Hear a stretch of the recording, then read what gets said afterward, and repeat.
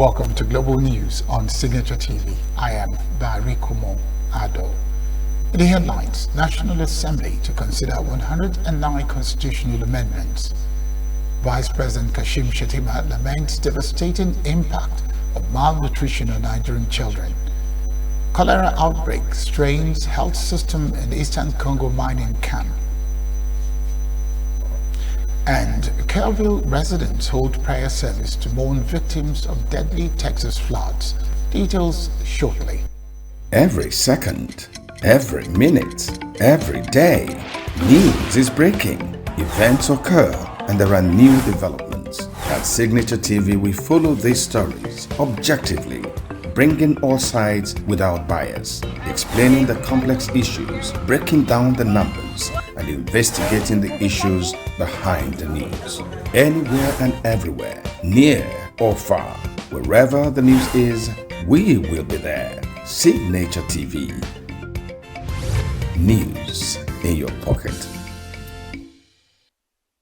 Supreme Court of Nigeria on Thursday affirmed Senator Monday Okpebholo as the governor of Edo State, dismissing the appeal filed by the People's Democratic Party's governorship candidate, Asu Ihodalo. A five-member panel of the Apex Court in the lead judgment, delivered by Justice Lawal Garba, held that the appellants failed to prove their case of overvoted, non-compliance with the Electoral Acts, among other infractions, which is cited as grounds to fault the electoral victory of Okpebholo. The Apex Court held that the PDP candidate failed to prove non-compliance as he merely challenged the outcome of the election in 395 of the 4,519 polling units where elections were held, and that 19 witnesses called at the tribunal stage did not help the case of the PDP in challenging the outcome of the election. The three-member panel of the appellate court added a unanimous decision dismissing Odalo's appeal, describing it as devoid of merit, after a three-member panel of the Edo State Governorship Election Petition Tribunal chaired by Justice Wilfred Mochi dismissed the petition of the PDP and Igodalo. The Speaker of the House of Representatives, Tajuddin Abbas, has announced that the National Assembly is considering 109 constitutional amendment bills covering electoral, judicial, governance reforms, and issues of human rights. Speaking at the 2025 Open Week of the National Assembly, Abbas said some of the proposed amendments include a provision for 10% of legislative seats for women and 5% for persons with disabilities. Said the proposal also includes the conduct of all elections in one day, independent candidacy, and a dedicated electoral commission for local polls. Regarding constitutional reform, we are considering 109 amendment bills across various sectors, including electoral, judicial, legislative, and inclusive governance. 12 electoral reform bills address the scheduling of all general elections on a single day, establish independent candidacy, and create a dedicated commission for local government elections. Judicial reforms encompass 21 bills designed to streamline appellate processes and strengthen judicial independence. A central feature of our inclusive governance proposals is the introduction of constitutionally guaranteed reserved seats for women and persons with disabilities. Under the draft amendment, 10% of seats in both the Senate and the House of Representatives will be set aside for women. The Senate President Godswill Akpabio pledged to fast-track over 160 House-passed bills pending at the Senate concurrence following the House protest over delays, commended the Open Week initiative as a platform to educate citizens on the role of legislators. Mr. Speaker, why are we sitting today? We are sitting today because last week you sent a clear message to us that there was need for us to undertake concurrence of most of the bills of the House of Representatives. So let me start by reporting to you, Mr. Speaker, that last week we passed 6 of your bills. And today, even if it takes us till 6 p.m., we are going to finish with 4. And then tomorrow we will continue. We want to surprise you. We want to surprise you. Just to let you know that we do not joke with you, and the chamber reciprocity must always be upheld. So I think that is the first message for those of you who may not have known. I think this open week, the open week, is a major innovation into parliamentary practices. And I must say that we are very proud that the House of Representatives is taking the lead, and of course the Senate will follow. I think that's how it should be. Then after that, we will now consider joining it together and coming together to do it together on a yearly basis.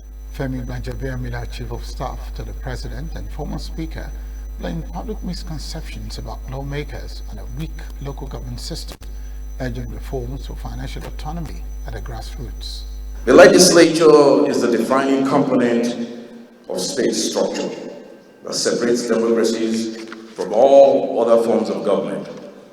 Every nation in the world, whether a monarchy, an autocracy, or a military junta, will as a matter of necessity operate an executive and a judiciary. A democratic legislature exists to unite the people with the government by empowering a sovereign parliament to enact laws for the good governance of the nation, to oversee the nation's finances, and to provide an arena for public participation in the policy development process. Consequently, everything that we do in the legislature is about maintaining the connection to the people on whose behalf we serve. When legislators debate a bill or motion in the chambers, we do so not as individuals expressing an opinion, but as representatives ensuring that the voices of our constituents are heard in the national arena and that their concerns and interests are factored into the legislative process and policy outcomes. Former Speaker Yakubu Dogara called for greater accountability in the House, while the Minister of Women Affairs, represented by Dr. Sabi Bashir, praised the push for women's reserved seats. And one of the work of Parliament is to hold others to account, especially the executive. But by throwing your doors open, you are saying, we want to be accountable. We want to account first, hold us to account before we hold other arms of government to account. I believe it is only leaders or the leadership that is committed to integrity that will do this.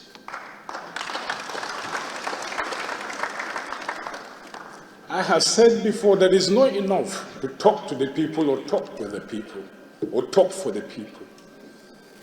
We must always have a dialogue with the people. We must talk with the people. And you are leading the charge. And don't think that your efforts are going in vain. The executive is listening to events that are taking place in this place. The Open Week continues with a public fora and exhibition to promote civic participation and legislative transparency. The House of Representatives has inaugurated a special committee to investigate the implications of the Finance Act and the 5% user charge under the Federal Roads Maintenance Agency FEMA Act 2007. Chairman of the Ad hoc Committee, Francis Waibe, said the committee would examine the original revenue template and the current regulatory framework following the implementation of a task arc.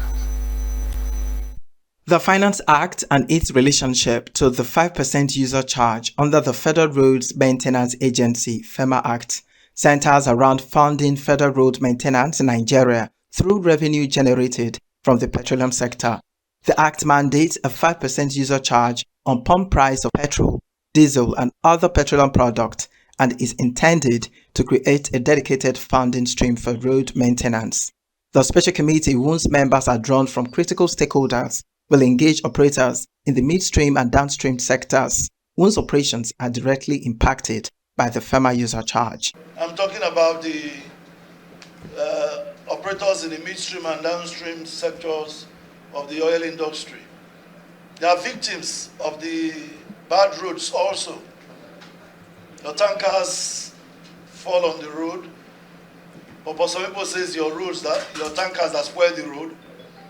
So whether it's your tankers that spoil the road or the roads that fall your tanker is a matter of another day's discussion, but it's a national problem. The situation is so bad that even when these things happen, you have no compensation, no insurance, nothing to fall back on. So the nation is losing in every way. This situation cannot continue like that. We've got to change it for our country. We've got to change the narrative for our country. So we agreed in our last meeting that we're going to have 2 committees set up today that will deal with the pre-Tax Act situation and then post-Tax Act, depending on how you see it, how the Tax Act affects the FEMA Act and the collection of this 5% user charge. Stakeholders, while allaying fears on the hazard faced in the discharge of their duties, assured the commitment towards achieving a sustainable development in the country. It's very important for the socio-economic development of Nigeria and also national development. In doing so, we also ensure that we have roads that are fully well utilized, improves serviceability, and also durability and sustainability of our network to ensure socio-economic development. Just mentioned 2 critical issues that are very important to us.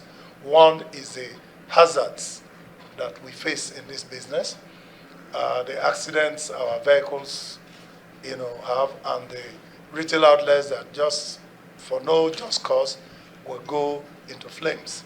So there's also need to talk about a very strong insurance, component into this discussion. And then thereafter, yes, it's a settled law by the Act, but I think we still need to go back and review and see what 5% means in today's business. A lot of sacrifice for us to put in to ensure that this exercise comes into play.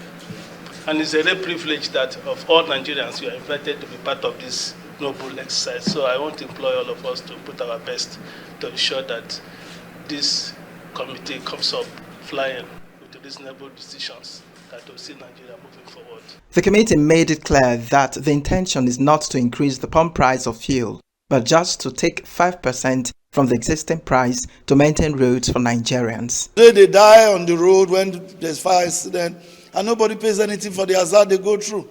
So even the tank farm owners are going to be beneficiaries. It's a win-win situation. And for the ordinary Nigerian, we have better roads to ply. And government can now apply other resources to constructing new roads and other social infrastructure. But for existing roads, we must be able to fix it from the provisions of the law. The committee is expected to submit its findings and recommendations to the House Ad Hoc Committee by Monday, the 17th of July. Heads of Nigeria's financial oversight institutions have called for decisive reforms to tackle corruption and inefficiencies in public finance management. They spoke at the National Conference on Public Accounts and Fiscal Governance held in Abuja.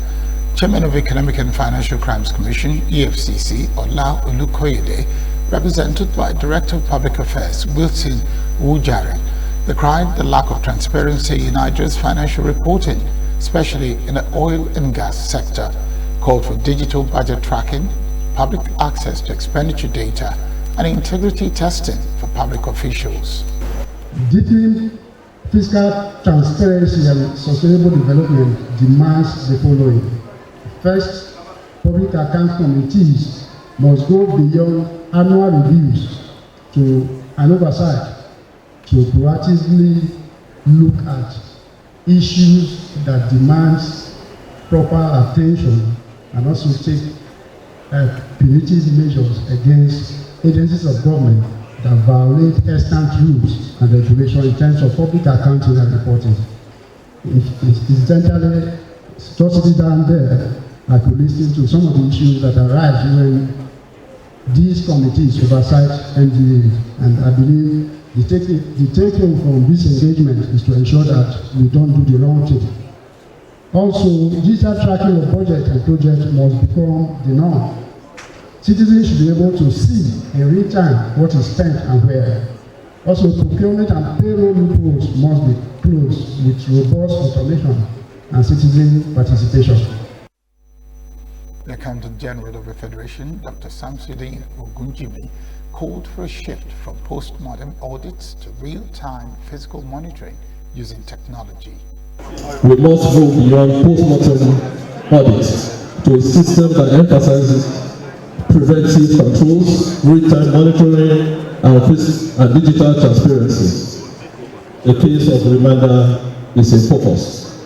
The role of PAC cannot be overemphasized. However, oversight must be supported, not undermined. We must ensure timely submission and publication of audited accounts by ministries, departments, and agencies.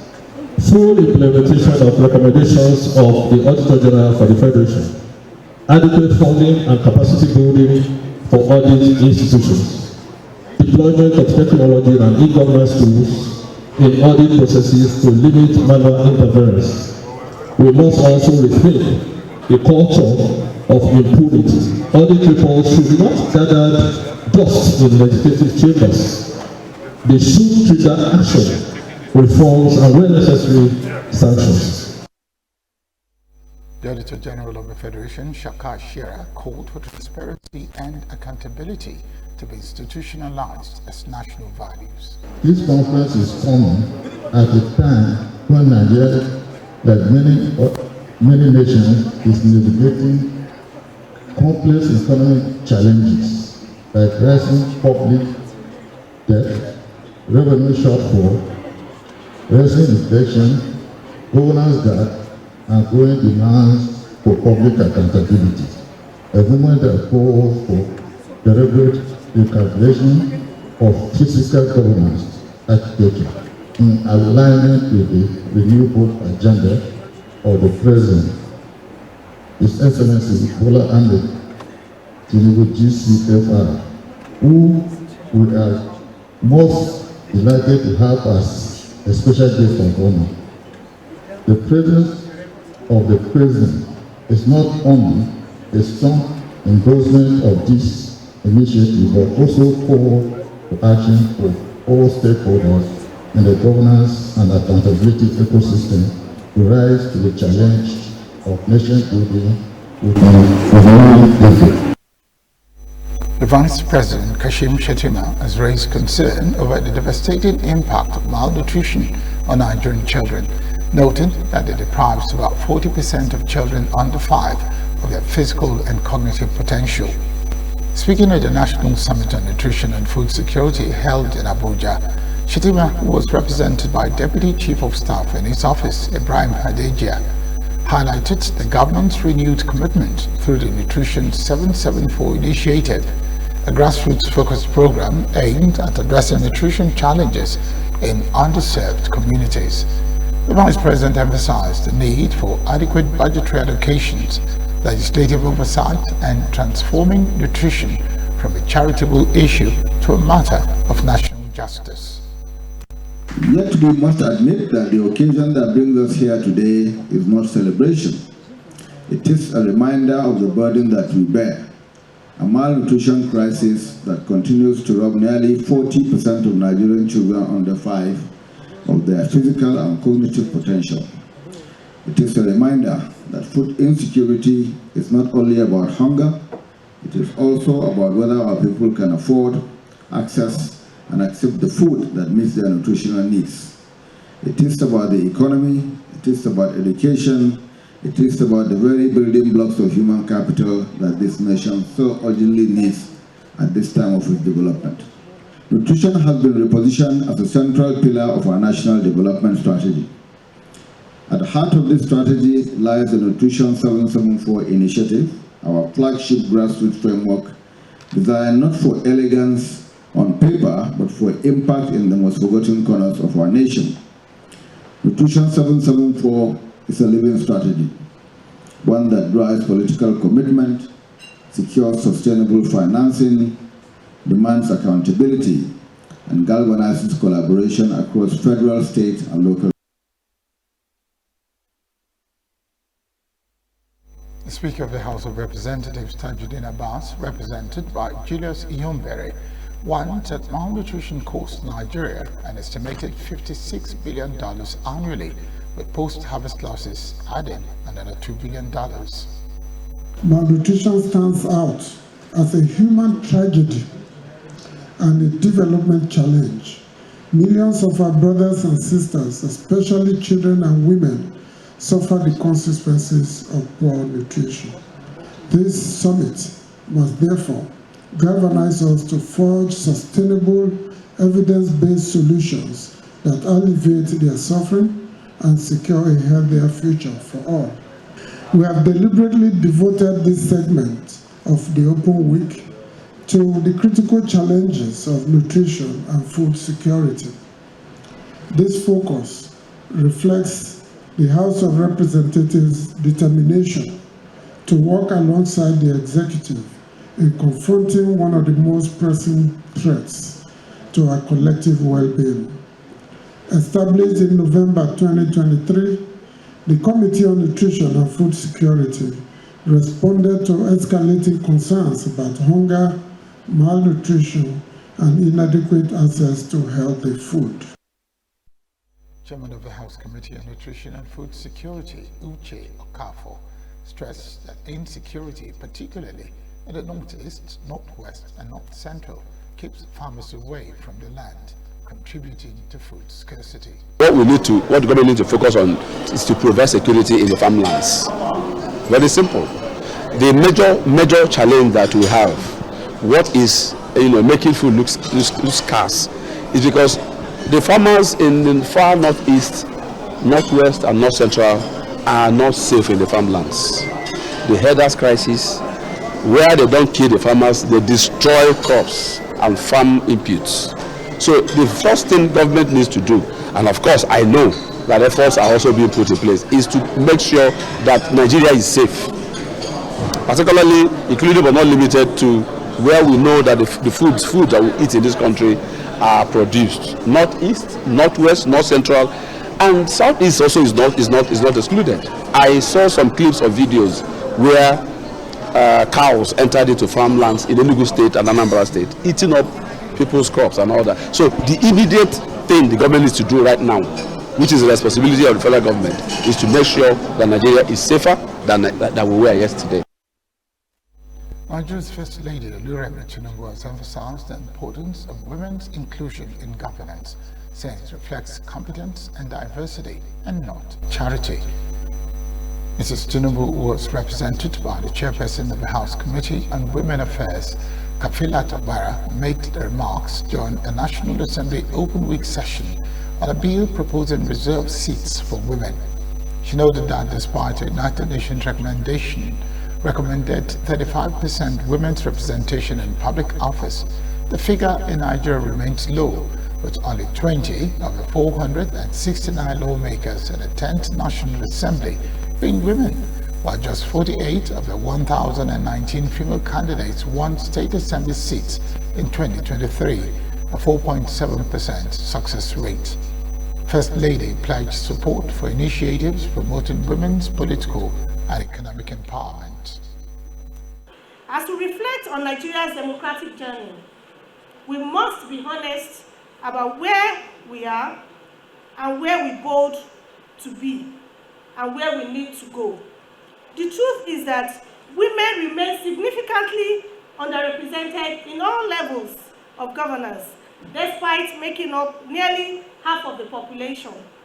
This is not just a question of fairness, it is a matter of strengthening our democracy and deepening our national development.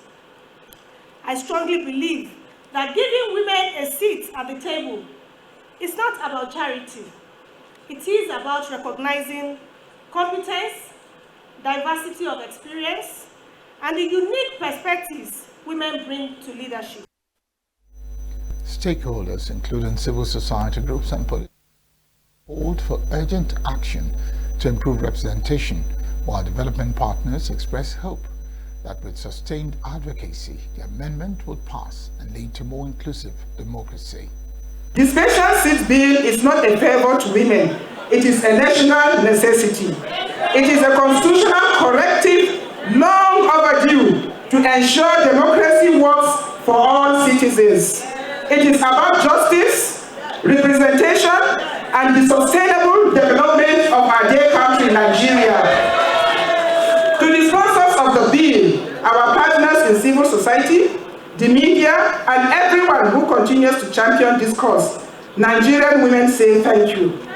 Together, we have the opportunity to make history and deliver a legacy of inclusive governance for generations to come. Let us seize this moment, let us speak with one voice, and let us rise as a nation that values the voices and leadership of its women. And when history looks back on this moment, let it be said that Nigeria chose wisdom over exclusion.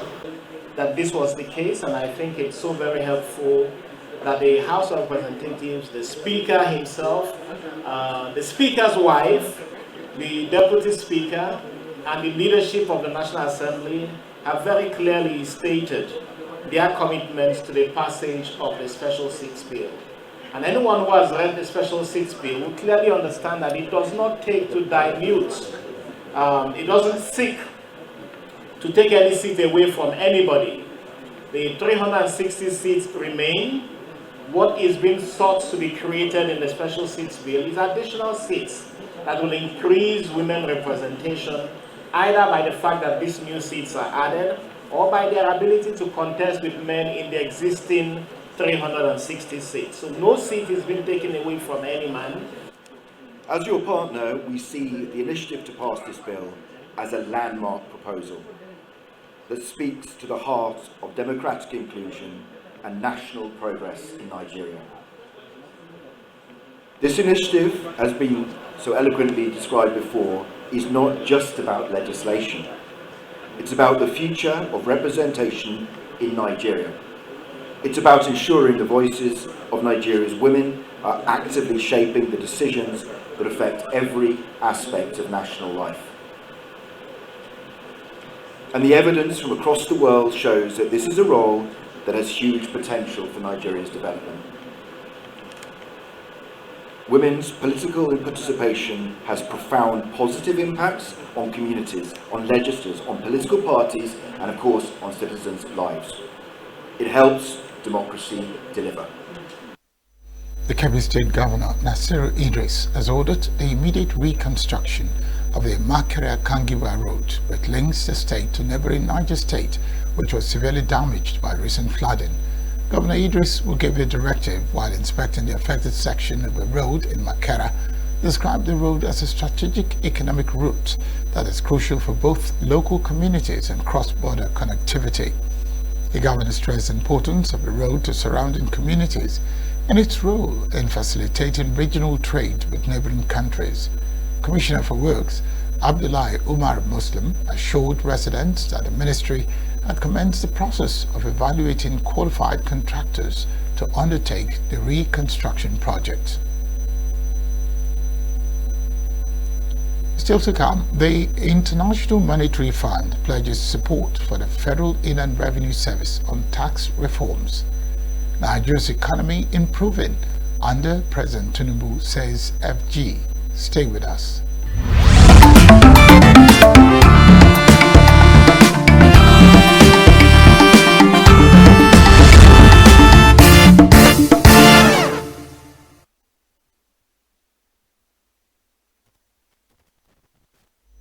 The International Monetary Fund has pledged continued support for the Federal Inland Revenue Service (FIRS) in its ongoing reforms. The pledge was made by Paulo Paz, a senior economist at the Fiscal Affairs Department of the IMF, during the opening session of the IMF-supported headquarters mission at the Revenue House in Abuja. The purpose of the mission was to identify areas where the IMF could deepen its assistance to FIRS, particularly in addressing challenges that may emerge from the implementation of recently enacted tax laws. PARS noted that the IMF acknowledges the valuable work being carried out by the FIRS under the leadership of its chairman, Zach Adedeji. Receiving the IMF team, the FIRS boss, represented by its Chief of Staff, Tayo Kolosho, expressed appreciation for the fund's consistent partnership with the agency, especially praised the IMF support in areas such as portfolio management and implementation of compliance programs. Coordinating Director of the Corporate Services Group, Bolaji Akintola, described the IMF as a critical stakeholder in FIRS reform journey aimed at strengthening domestic revenue mobilization. The Nigerian Railway Corporation says the federal government has begun reconstruction and rehabilitation of the Eastern Railway Corridor with the commencement of work at the narrow gauge tracks from Port Harcourt, River State to Aba in Abia State. The district manager for the Eastern District, Enugu, Victor Adamu, who disclosed this to Newsmen in Enugu on Wednesday, said the narrow gauge, which starts from Port Harcourt to Maiduguri in Borno State, covers Enugu, Abia, Ebonyi, Rivers, and parts of Egbede in Benue State. It disclosed that a segment of the contract was handed over to NRC on November 28, 2024, with coaches now running from Port Harcourt to Aba and back to Port Harcourt 5 days in a week, but acknowledged that there was a suspension of work from Aba to Umaya down to Enugu. Adamu, however, said that the federal government is doing everything possible to ensure that the construction and rehabilitation on the remaining part of the contract commences soon. Primary school teachers in the FCT have returned to work after a 4-month strike. Session followed a 16 billion naira intervention by FCT Minister Nyesom Wike facilitating the payment of a new national minimum wage for June and 5 months of salary arrears, covering 60% of 9 months outstanding arrears. Signature TV news correspondent Josephine Bitrus monitored the resumption of classes and now reports. Announcement was made in a communique issued by the FCT wing of the Teachers Union on Tuesday, paving the way for the end of the industrial action. The communique signed by the chairman Abdullahi Shafas and secretary Margaret Jethro directed members of the union to return to work on Wednesday. When Signature TV News visited the local primary school in Ipape, only a handful of pupils were outside their classrooms. Meanwhile, school staff were engaged in an ongoing meeting. At LEA Primary School in Durumi Buari Area Council, the situation was dire. The 3 classroom blocks were locked up, and a passerby told Signature TV News that only the headmaster and a handful of teachers had shown up for a staff meeting. Primary school teachers in FCT began an indefinite strike on March 24, citing non-payment of minimum wage and unresolved welfare issues as key reasons for their industrial action. In Abuja, I am Josephine Bitrus for Signature TV News. The presidency has issued a stern warning to criminal elements attempting to exploit the federal government's national school feeding program for fraudulent purposes. In a statement on Wednesday, the Office of the Senior Special Assistant to the President on School Feeding declared that impersonation, forgery, and extortion under the guise of official government engagement will be met with the full force of the law. Statement said the misuse of government identity to deceive and defraud contractors is a direct attack on the integrity of the state, which will be treated accordingly. According to the statement, investigations are ongoing and individuals involved in a criminal conspiracy will be identified, prosecuted, and held accountable without exception. The warning followed the uncovering of a fraudulent network using forged letterheads of the presidency to extort funds from unsuspecting contractors under the pretense of awarding feeding contracts for public primary school pupils. The National Security Advisor, NSA, Nuhu Ribadu, has taken a swipe at people who he said underrate President Bola Tinubu warning that such people do so at their own peril. Ribadu, who spoke at the National Cybercrime Conference held in Abuja, insisted that Nigeria is safer and better, and that Tinubu called on telecom companies and foreign investors to invest in Nigeria, which according to him is the future of Africa. Ribadu explained that public institutions, banks, schools, markets, among others, are targets of cyber attacks, noted that resilience is the bedrock of national security and economic stability. Ribadu assured that decisive steps have been taken to strengthen cyber security from the operationalization of a national cybercrime center.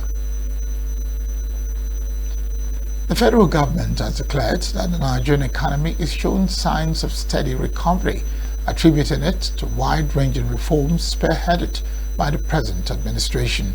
Minister of Information and National Orientation Mohammed Idris stated this in Abuja while receiving members and newly elected executive of the Nigerian Guild of Editors in his office. It was stated that although Nigeria's economy was not yet in El Dorado, no one could say that there was no progress, adding that international rating agencies were beginning to take note of Nigeria's economic direction. According to the minister, landmark policy reforms such as the removal of fuel subsidy and the unification of foreign exchange rates, even though are tough already, yielding positive impacts on the economy.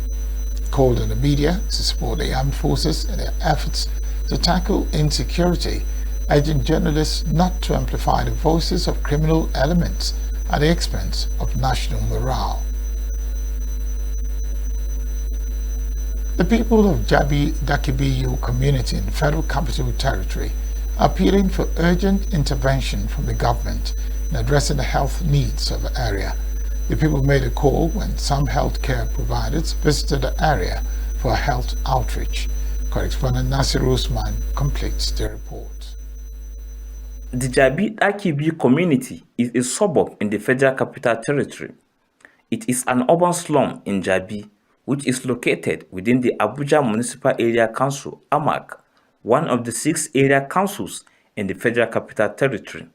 Unlike many other rural communities in the country, it is lacking several basic amenities, with health care as their #1 priority. The plight of the community became manifest during a recent medical outreach in the area. The village head of Dakibiyu, Lamishi, used the occasion to cry out for urgent help. Lamishi lamented that villagers, including pregnant women, die on a daily basis as a result of lack of medical facilities in the community. We share our problem for federal government to bring a good hospital for us for here. There's nobody attend us.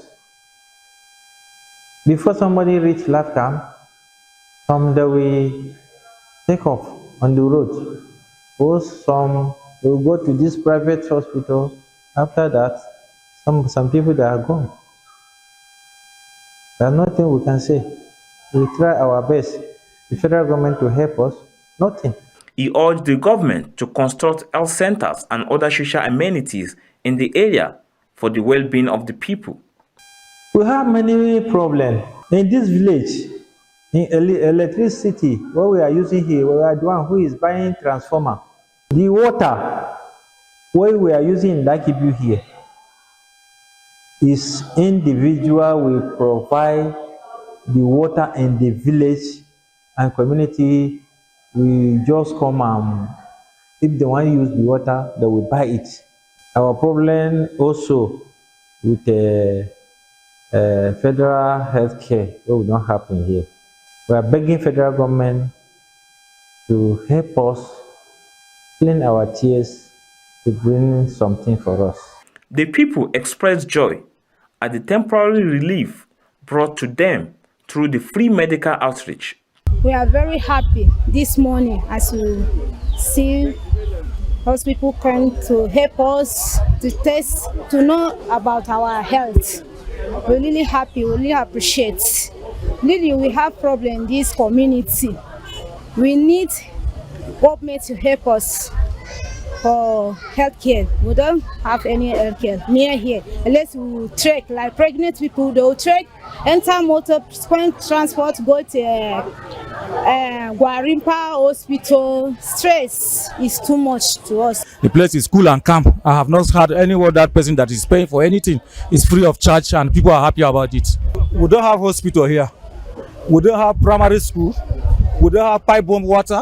We don't have good road that's leading to the access to the community.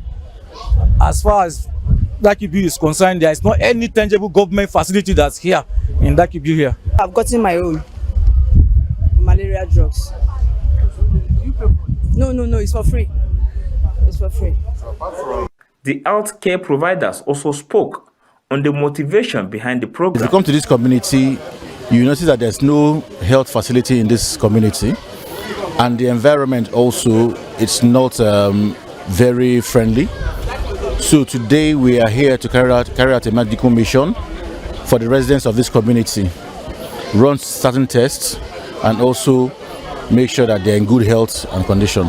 And we're not just carrying out a medical mission here, we are also advocating to the federal government of Nigeria and all the other agencies to please intervene, that this community needs a proper medical health center that they can test its residents. This project is done because after we've come into this community, we've noticed that this community is laden with not just health challenges, but also environmental challenges.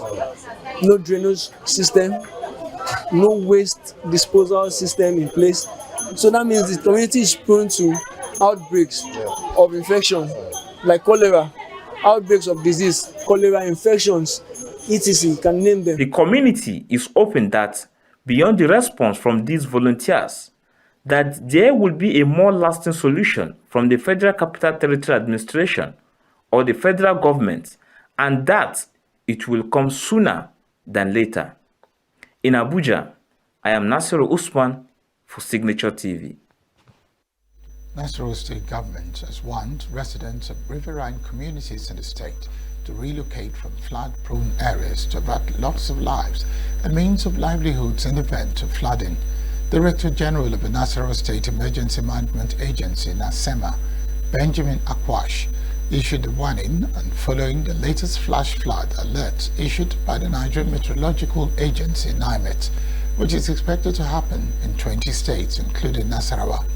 Akwash urged residents to prioritize their safety above the long-held belief in ancestral homes and move to high ground to safeguard their life and property, and to desist from dumping refuse in drainages and waterways as a way of mitigating the impact of flooding. The NASEMA boss stated that the agency would soon procure speedboats and canoes along with other safety kits to help in facilitating the evacuation of people from flood risk areas to safer ground in the event of flooding. States affected by the NIMET warning include Sokoto, Nasarawa, Lagos, Kaduna, Zamfara, Yobe, Bauchi, Bayelsa, Jigawa, Adamawa, Taraba, Niger, Benue, Ogun, Ondo, Delta, Edo, Akwa Ibom, Rivers, and Cross River. Up ahead, smoke rising over Gaza amid Israel-Hamas ceasefire talks. Philippines concerned over higher U.S. tariffs. Stay with us.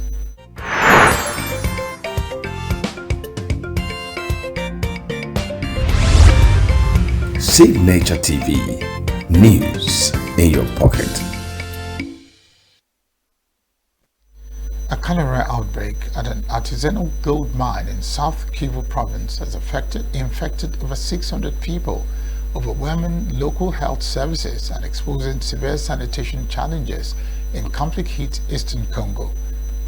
Medicine Sans Frontiers, MSF, has treated at least 600 patients at its makeshift center in Lumera, part of a Luhihi mining zone, with over 350 hospitalized. Cholera, a bacterial infection caused by consuming contaminated water or food, can kill within hours if untreated. Dr. Justin Bengaya of the South Kivu Provincial Health Division reported 5,360 cases and 28 deaths across the province since early 2025, with 90% of Katana health zones 1,271 cases originating from Lumera. Patients at the MSF Center described severe symptoms before receiving care. Rosin Bahata Rukamumewa, a trader, said they took care of her both medically and with food. If the hospital didn't exist there, she would have been dead. 8 workers and health officials warn of recurring outbreaks without proper sanitation infrastructure, clean water, and long-term healthcare investment. The World Health Organization (WHO) has flagged rising infectious disease risk in eastern Congo amid ongoing displacement and violence. Earlier this year, North Kivu recorded over 600 suspected cholera cases and 14 deaths in 1 month, raising concerns about similar trends in South Kivu's informal settlements like Lumera. Despite the outbreak, artisanal miners persist in the search for gold under harsh and unsanitary conditions, underscoring the urgency for preventive measures. Los Angeles Mayor Karen Bass said what started out as a very frightening evening ended with a great outcome on Wednesday, after all 31 workers escaped without injuries from a collapsed industrial tunnel in the Wilmington area.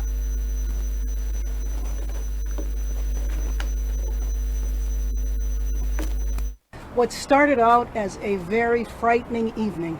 I know when we raced down here, I was so concerned that we were going to find tragedy. Instead, what we found was victory. All of the men that were in that tunnel rescued, up, safe. We had an opportunity to speak with them. We had an opportunity to make sure that they were able to reach their family members. Their family members knew they were safe. There were many anxious family members who were here waiting to make sure that their relatives were okay. We spoke with the paramedics while the paramedics examined the men as they came up.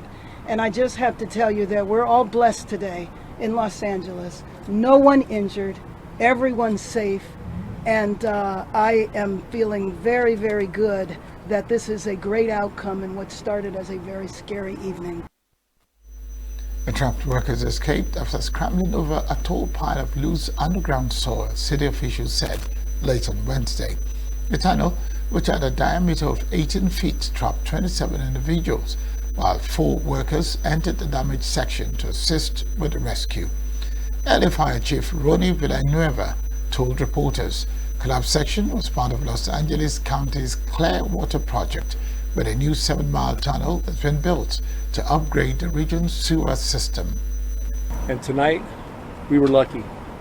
At 7:58 this evening, LAFD Resources responded to 1701 North Figueroa Avenue to a confined space.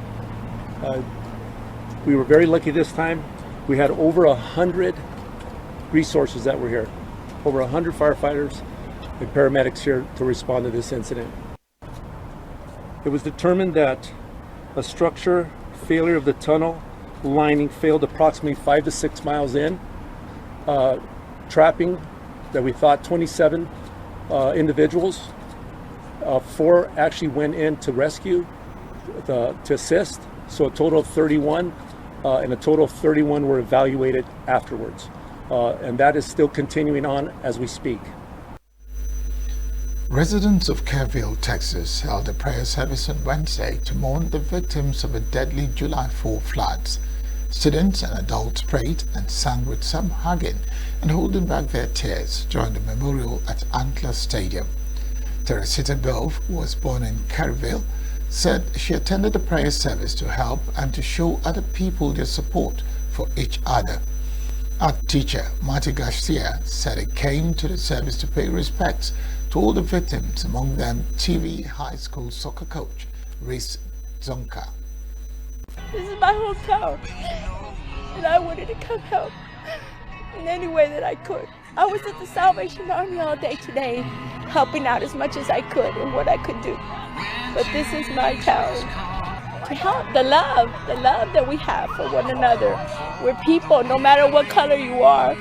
We're people, no matter what flag we're holding. We are people, and we love each other. Well, first I didn't believe it. Because if you know Zunker, like I know Zunker was a really tough guy. Like one of the strongest guys I know, and creative, like construction guy. So I just had faith that he was gonna pull it out. And I truly do think he tried to save his family and the kids. But it just hurts because of the father part. And me and him, and I remember when the girls were born, when this boy Valaya was born, when he told us that he was gonna have a kid, you know, so it's just a lot of memories. Flash floods on July 4 have killed at least 119 people, but scores more still unaccounted for. The Texas floods, the first major deadly disaster since Trump took office in January, vowing to gut or abolish FEMA, were a stark reminder of the extent to which states lean on the agency during the disaster. In Kerr County, where the vast majority of victims died, local officials have faced mounting questions about whether they could have done more to warn residents as the floodwaters rose. A deadly flood in Nepal's Bote Koshi River that killed at least 9 people and left more than 24 missing this week was triggered by the draining of a supraglaciated lake in the Tibet region of China, a regional climate monitoring body said on Wednesday. At least 19 people, including 6 Chinese workers at a Beijing-aided inland container depot, remain missing in Nepal after the floods on Tuesday, which also washed away the Friendship Bridge that links Nepal and China. Trekkers were seen navigating alternative routes as residents were seen uploading cargo from the damaged vehicles that were affected by the floods.